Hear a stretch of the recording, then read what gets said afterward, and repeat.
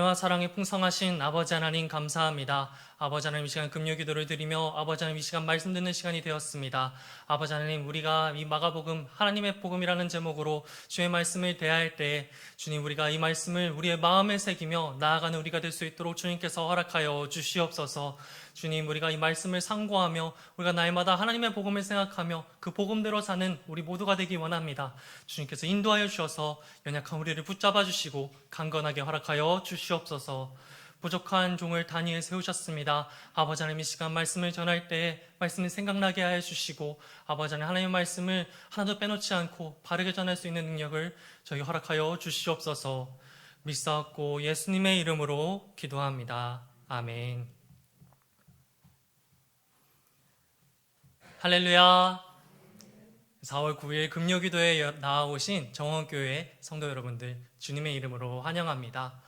우리가 1년이 넘는 시간 동안 이 예배당, 넓은 예배당에서 많은 사람들이 그리고 많은 형제 자매들이 예배드리지 못하는 상황이 지금 많이 아쉬운 가운데 있습니다. 이 코로나19가 계속 장기화됨에 따라서 우리의 예배가 온라인으로 드리고 오프라인으로 드리는 상황에 있는데요. 이 상황이 좀 생각을 해보면 그렇게 나쁘지만은 않겠다라는 생각이 조금은 듭니다. 우리가 각자의 자리에서 예배를 드리면 우리가 드리는 그 예배의 자리에서 우리의 기도 소리와 우리의 찬양 소리 그리고 우리의 예배 소리가 온 가정마다 우리가 있는 그 곳마다 퍼지지 않겠습니까? 이를 통해서 하나님께서 놀라운 역사를 일으켜 주실 줄 믿습니다.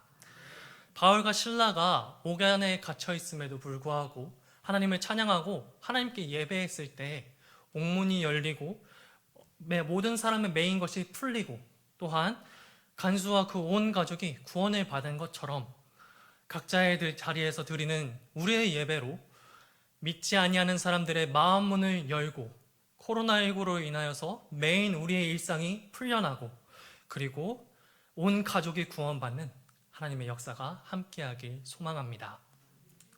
오늘 본문에서는 예수님의 모습이 나타나고 있습니다.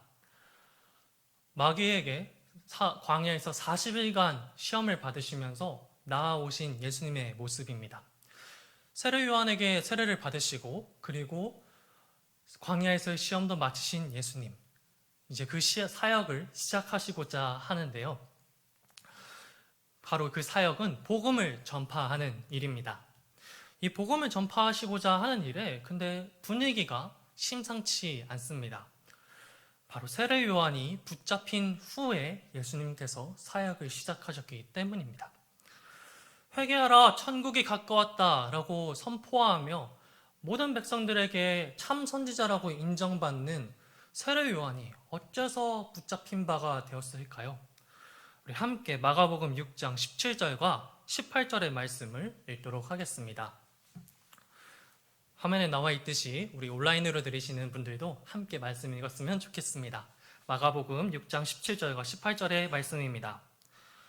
전에 헤롯이 자기가 동생 빌립의 아내 헤로디아에게 장가든 고로 이 여자를 위하여 사람을 보내어 요한을 잡아 옥에 가두었으니 이는 요한이 헤롯에게 말하되 동생의 아내를 취한 것이 옳지 않다 하였음이라.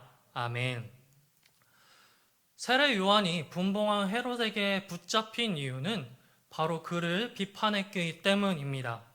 이 분봉왕 헤롯의 부도덕함이 극에 달았기 때문에 세례 요한은 그를 꾸짖은 것입니다.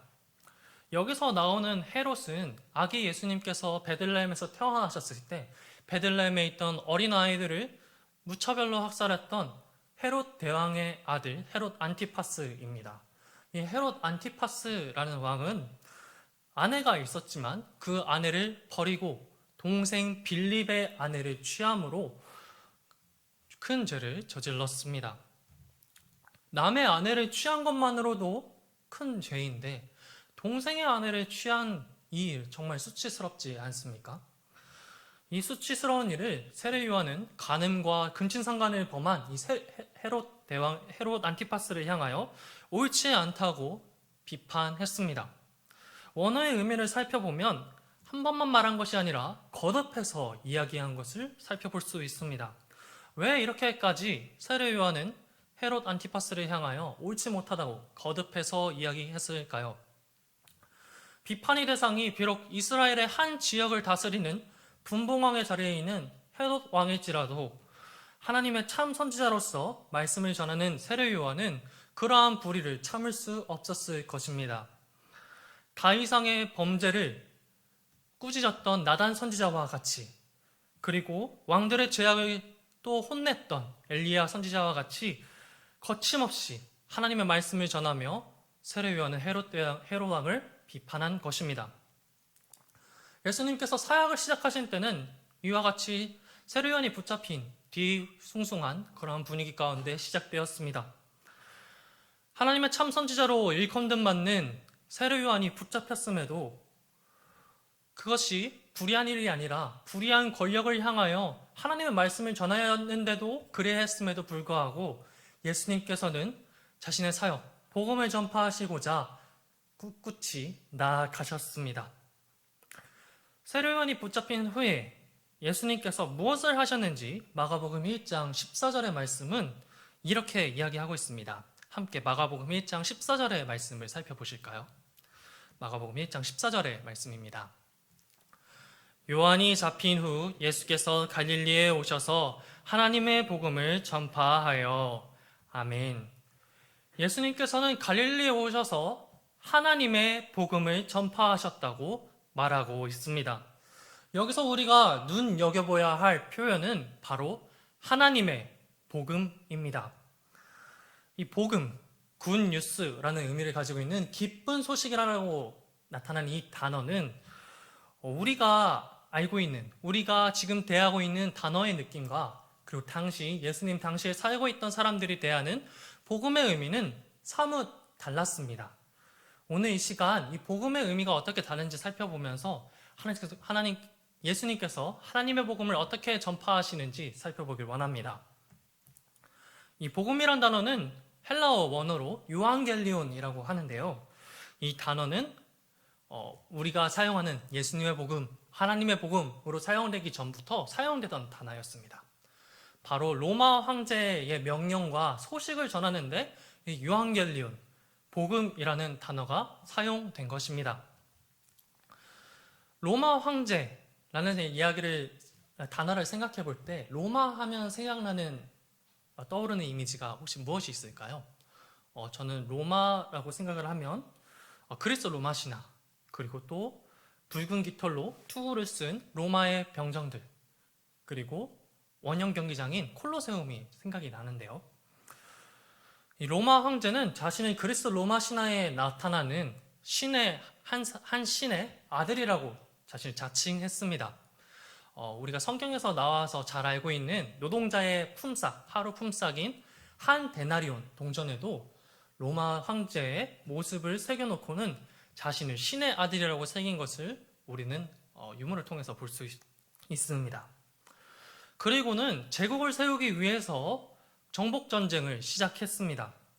그 정복전쟁의 결과 그 영토가 500만 제곱킬로미터라고 하는데요.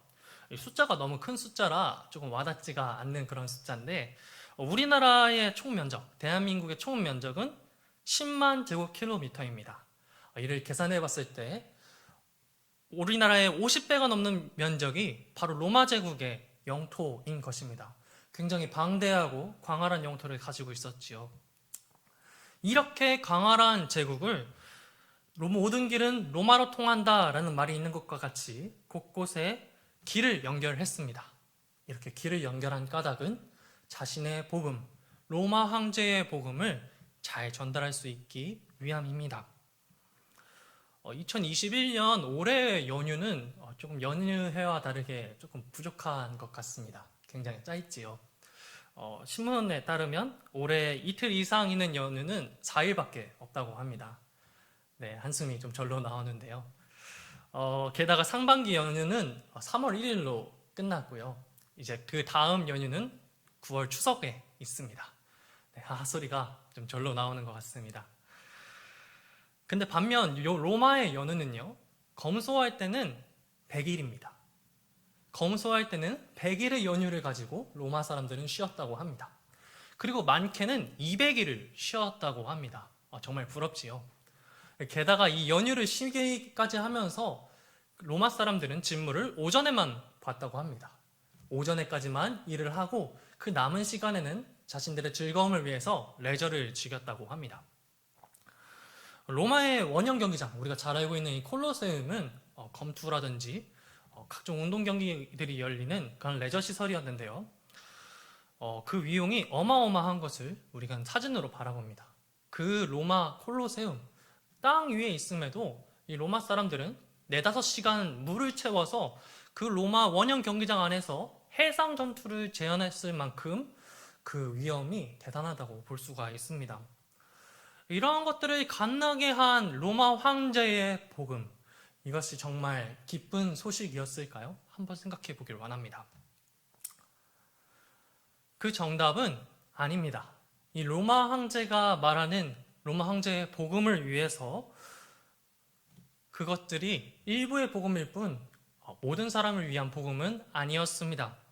황제의 복음을 위해서 수많은 정복 전쟁들이 일어나게 되었고, 전쟁에서 열심히 싸우다가 패배했든 아니면 로마에 항복을 했든 패자를 향한 대우는 처참하고 참혹했습니다. 생명이나 재산, 그리고 최소한의 인권도 보장해주지 않았습니다. 정복지에 대하여 철저하게 짓밟고 착취했던 것이 바로 로마 황제의 복음이었습니다. 그렇다면 로마 사람들의 형편은 조금 나았을까요? 아닙니다. 로마인들은 강제로 군 복무를 해야 했고 황제의 명령에 따라 강제징용을 했어야 했습니다. 오랜 정복 전쟁으로 자신의 농지를 돌보지 못한 로마의 사람들은 결국 전쟁이 끝나고 귀족들의 소장농으로 전락하게 됩니다. 로마의 평화, 팍스 로마나라고 우리가 알고 있는 이 로마의 평화는 로마가 전쟁 없는 평화를 만들었다고는 하지만 로마의 폭정 앞에 반란이 일어나고 속주민들의 고통이 날로날로 심해지는 반쪽뿐인 평화가 이루어진 것입니다. 이 평화라는 대가로 수익의 3분의 1까지 걷어갔다고 하니 당시 로마 사람들이 겪었던 그 복음이라는 미명 아래 당했던 고난은 우리가 이루 말할 수 없을 것입니다. 결국 로마 황제가 말하는 이 복음은 허울뿐인 반쪽짜리 복음인 것입니다. 오늘날도 이 허울뿐인 반쪽짜리 복음이 얼마나 많은가요? 이 복음이 사람들을 괴롭게 하고 고통스럽게 하고 또한 심지어 목숨을 앗아가기까지 합니다. 현재 미얀마에서는 부정선거를 바로잡겠다고 일어난 군부 쿠데타가 일어났지만 그 처음의 뜻과는 다르게 어린아이를 포함한 민간인을 향하여 무차별 대규모 학살이 일어나고 있는 것을 우리는 뉴스로 바라봅니다. 또한 우리에 가까운 북한에서도 입 앞에 고깃국을 먹여주겠다라는 지상낙원을 만들겠다라고 호언장담했지만 세계에서 국민 영양 부족이 최악인 2위 국가로 나타난 것을 우리가 봅니다.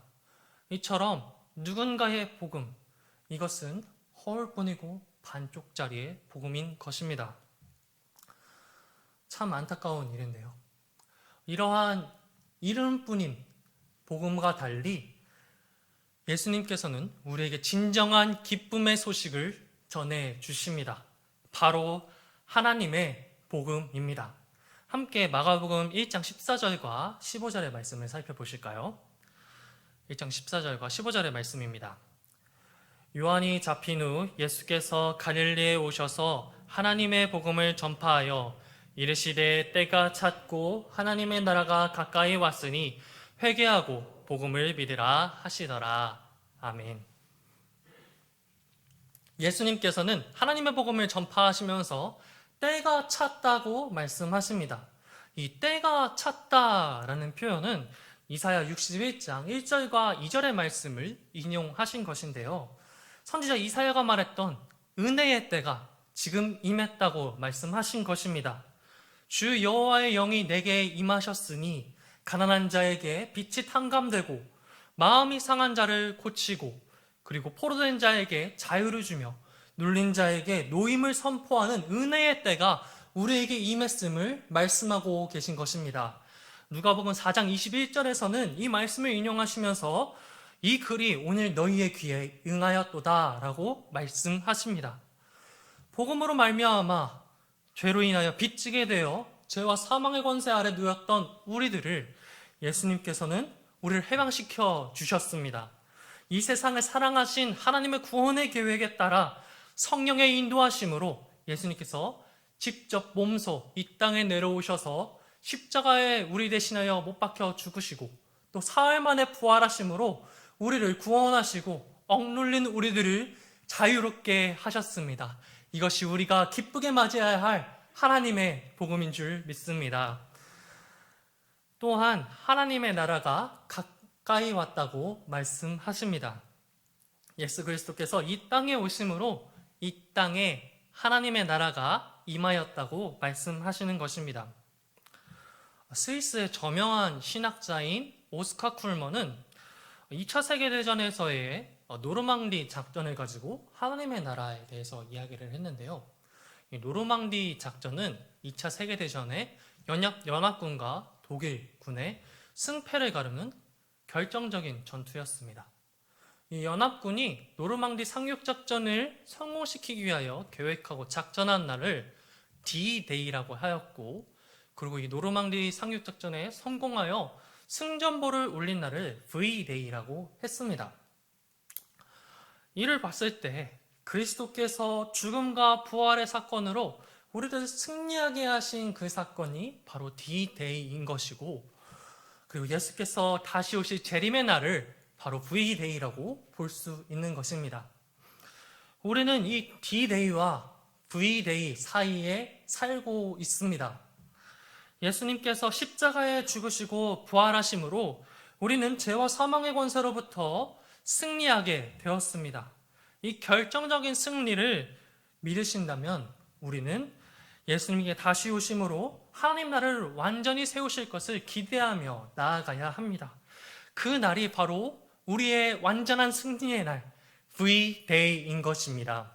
하나님 나라가 가까이 왔음을 바라보고 소망을 가지며 살아가야 하는 것이 D-Day와 V-Day 사이에 살고 있는 우리 성도의 마음가짐일 것입니다.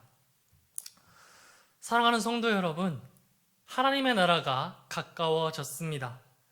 예수 그리스도께서 여신 구원의 새 시대가 우리 앞에 활짝 열렸습니다. 이 구원의 새 시대에 우리가 해야 할 것은 무엇일까요? 먼저 회개해야 합니다. 하나님 앞에 우리의 죄를 고백하고 그 죄로부터 돌이키는 것이 우리가 가장 먼저 해야 할 일입니다. 요한일서 1장 9절은 이렇게 말하고 있습니다. 함께 요한일서 1장 9절의 말씀을 읽어보실까요? 만일 우리가 우리 죄를 자백하면 그는 미쁘시고 의로우사 우리 죄를 사하시며 우리를 모든 불의에서 깨끗하게 하실 것이요. 아멘. 하나님은 우리가 연약하여서 날마다 죄를 짓지만 그 죄를 하나님 앞에 가져온다면, 그 하나님을 우리가 솔직하게 고백하고 우리의 죄를 자복한다면 그 죄를 왜 그랬냐라고 나무라거나 그 죄를 인하여 벌하시는 분이 아니십니다. 우리가 하나님 앞에 진정으로 회개하며 그 죄에서 돌이킨다면 하나님은 그 죄를 사하시는 미쁘시고 의로우신 분임을 우리는 믿고 나아가야 합니다. 우리의 노력으로는, 날마다 죄를 짓는 우리의 연약함만으로는 우리가 경건에 이룰 수는 없지만 에베소서 3장 16절에 이룬 것과 같이 하나님의 영광의 풍성함에 따라 그의 성령으로 말미암아 우리의 속사람을 능력으로 강건하게 하실 것을 믿으며 하나님의 능력을 기대하고 또 회개하며 나아가야 할 줄로 믿습니다. 그리고 또한 하나님의 복음을 믿으며 살아가야 합니다. 우리 로마서 10장 9절과 10절의 말씀을 보실까요? 함께 읽겠습니다. 내가 만일 내 입으로 예수를 주로 시인하며 또 하나님께서 그를 죽은 자 가운데서 살리신 것을 내 마음에 믿으면 구원을 받으리라. 사람이 마음으로 믿어 의에 이르고 입으로 시인하여 구원에 이르느니라. 아멘. 예수 그리스도를 나의 삶의 주인으로 인정하고 하나님께서 예수를 죽은 자 가운데서 다시 살리시며 그것으로 우리를 죄인에서 하나님의 자녀로 불러주신 것을 믿는 것이 바로 하나님의 복음입니다. 이 복음을 믿음으로 우리는 구원의 반열에 서게 되었습니다.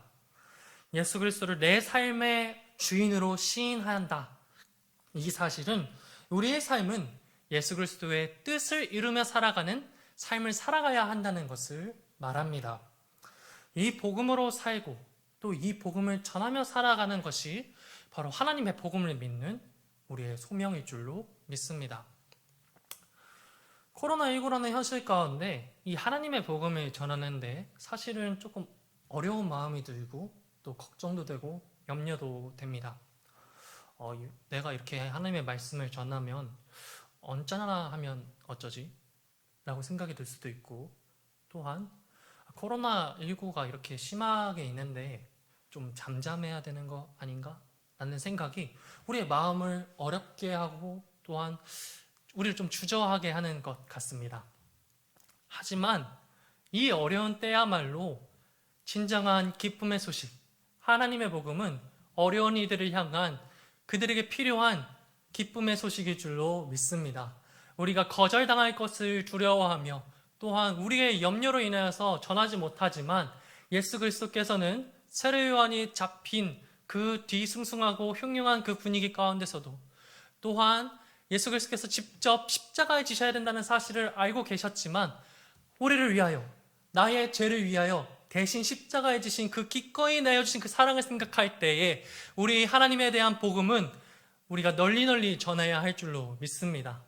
이 복음 전함은 우리가 마음에 품고 있는 지금 우리의 머릿속에서 생각나는 그 사람에게 전해져야 할 줄로 믿습니다.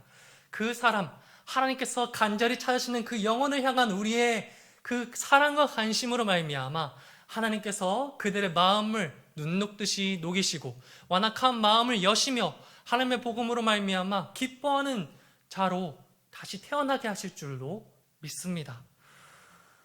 우리가 하나님의 복음, 이 기쁜 소식을 전하며 우리의 삶 가운데서 주님을 내 삶의 주인이라 여기며 또 그것을 실천하며 살아가는 저와 그리고 여러분들 되시길 주님의 이름으로 소망합니다. 아멘.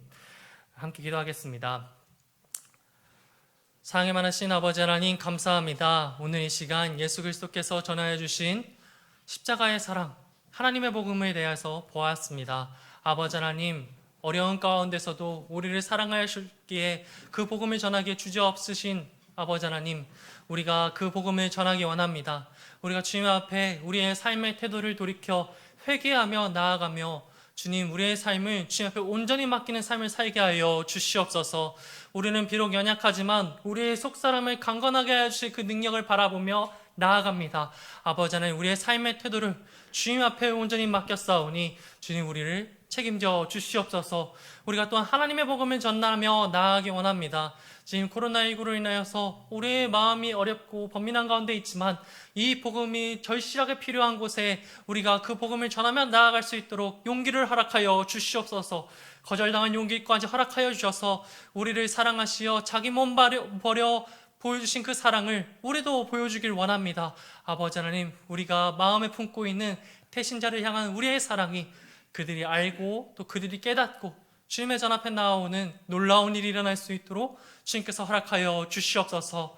날마다 우리의 삶 가운데서 하나님의 기쁜 소식을 이루어 주실 예수님의 이름으로 기도합니다. 아멘. 우리 함께 말씀